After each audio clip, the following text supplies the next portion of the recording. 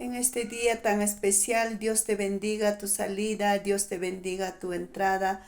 Agradecida por un nuevo día, agradecida por un nuevo amanecer, por la misericordia de Dios. Estamos bien de salud, estamos bien porque cuántas personas estarán postrados en la cama de un hospital, cuántas personas estarán en las cárceles, pero nosotros por misericordia estamos bien de salud.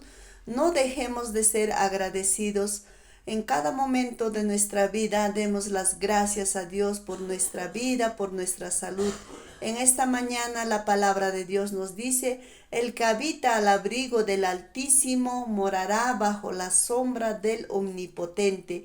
A Dios pidamos que Él mismo nos ayude a habitar bajo su voluntad, que Él nos enseñe a caminar conforme a su palabra, que Él nos dé las nuevas fuerzas para seguir adelante, porque muchas veces la fuerza viene de Dios, la sabiduría viene de Dios, el entendimiento viene de Dios.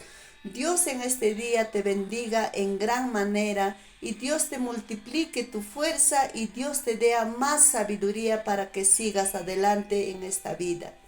Dios te bendiga.